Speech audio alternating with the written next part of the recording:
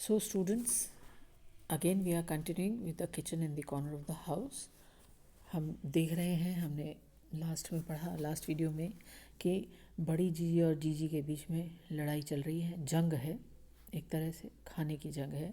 बड़ी जीजी कंट्रोल में थी तो वो भी बड़ी सख्त रूलर थी, और अब जीजी के कंट्रोल में है तो हालांकि उन्हें बीपी है, प्रॉब्लम्स हैं चलने फिरने की उनको, तो वो क्या करती हैं, उन्होंने अपने सिरहाने ही बिस्तर के पास ही लकड़ी की एक अलमारी रख ली है, जिसमें वो सारी महंगी चीज़ें, सारे मसाले, केसर, बादाम, काजू, ये सब चीज़ें रखती हैं। घी तक वहाँ रहता है, चीनी, घी, और हर किचन का आइटम जो भी बनेगा उसके लिए यहीं पर आना पड़ेगा सामान लेने, और तब वो ग्रिल करती हैं बहुत, और सारे सवाल पूछ डालती हैं कि कल का घी बचा था वो कहाँ गया, कल कितना घी लगा, अगर आधा कटोरा बचा है तो बस अब चौथाई भरी ले लो, उससे काम चलाओ, और कितनी मसाले क्यों ले रहे हो, इतनों का क्या होगा, क्या खाना बनेगा, और केसर किसके लिए चाहिए, केसर बहुत महंगा है, कश्मीर से मंगाया गया है, ऐसे ही पुलाव में ना डंप कर देना, और वेजिटेरियन लोग जो हैं घर में उनके लिए क्या बनता है।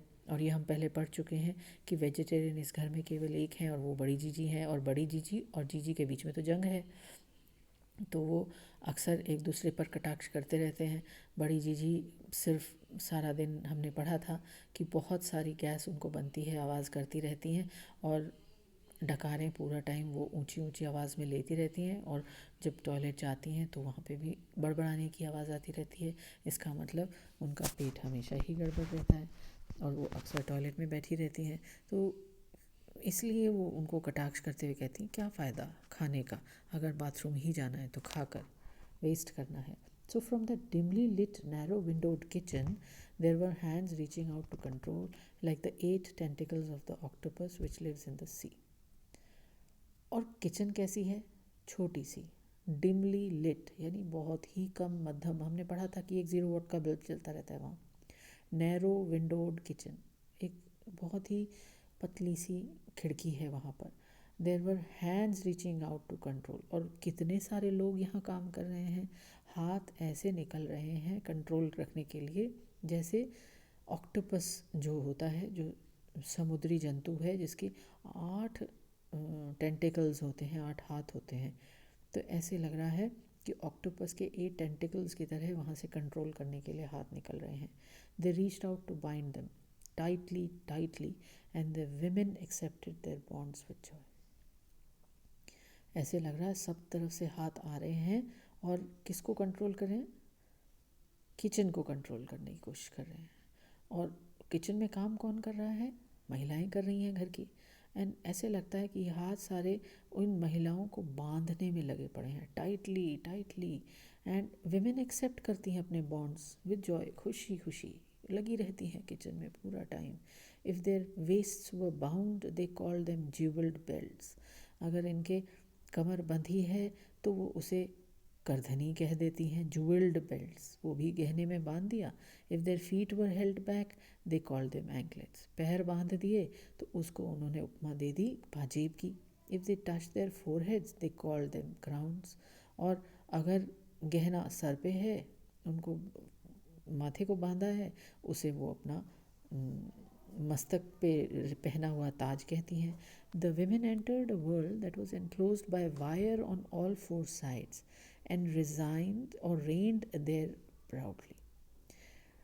औरतें जो हैं ऐसे संसार में एंटर करती हैं विवाह के बाद, that is enclosed by wire, ऐसे जो चारों तरफ से घेराबंदी, तारबंदी हो रखी है, फिर भी वो वहाँ पे राज करती हैं बहुत proudly. It was there kingdom, क्योंकि यही उनका संसार है, यही उनका राज्य है, साम्राज्य है। They made earth shaking decisions, today we'll have mutton pulao, tomorrow let it be puri masala. और बिल्कुल धरती हिलाने वाले डिसीशंस वो लेती हैं, यानी निर्णय लेती हैं वो। कैसे, जैसे आज मटन पुलाव बनेगा, आज हम मटन पुलाव खाएंगे, और कल हम पूरी मसाला खाएंगे। यानी कितने बड़े बड़े फैसले लेने पड़ते हैं उन लोगों को। कितना खूबसूरत कटाक्ष यहाँ पे लेखिका ने किया है, अम्बे ने, कि औरतें अपने बंधनों में भी प्रसन्न रहती हैं और बड़ी खुश रहती हैं और घर का अपने आप को मालिक समझती रहती हैं और डिसीजन क्या लेती हैं वो, क्या खाना पकेगा, और उसमें भी प्रसन्न रहती हैं। कई बार तो वो डिसीजन लेने के लिए भी घर का कोई बड़ा होता है या सासू माँ होती है, और बहुएं तो खुद बूढ़ी हो जाती हैं तब तक भी वो सिर्फ और सिर्फ बेगारी ही करती रहती हैं। सास बताती है क्या पकेगा, कितना पकेगा, उसमें क्या क्या डलेगा, हर चीज़ बताई जाती है। When the window was opened to gather in the mountain, the open air, the blue and the green, it was as if their strength was sucked out of them. जब वो खिड़की खुलती है, together in the mountains, खिड़की किस तरफ खुलती है, पहाड़ दिखता है, किचन की खिड़की, और खुली हवा आती है, नीला आसमान दिखता है, नीचे हरियाली नज़र आती है, तो ऐसे लगता है जैसे स्ट्रेंथ जो है या उनके अंदर जो ताकत है वो सक्ड आउट ऑफ देम, खींच ली जाती है। लाइक वीना मौसी, Kishan's aunt, she was now 50 and had been a widow from the age of 15। उदाहरण दिया है इन्होंने वीना मौसी का, जो किशन की आंट हैं। आंट यहाँ पे अंग्रेज़ी में बुआ और मासी दोनों हो सकती हैं। वो 50 साल की हैं और उनको भी 15 साल की उम्र से विधवा हैं। She was a teacher in a village, एक गांव में टीचर हैं वो। She had a room and a kitchen at one end of the garden belonging to the owners of the school. उनके पास एक कमरा था, उस कमरे के साथ जुड़ी हुई एक रसोई थी, और गार्डन के एक कोने में ये सब था। वो जो स्कूल के ओनर्स थे उनका ही था। An Ashoka tree stood in front of the house, घर के सामने एक अशोक का पेड़ था।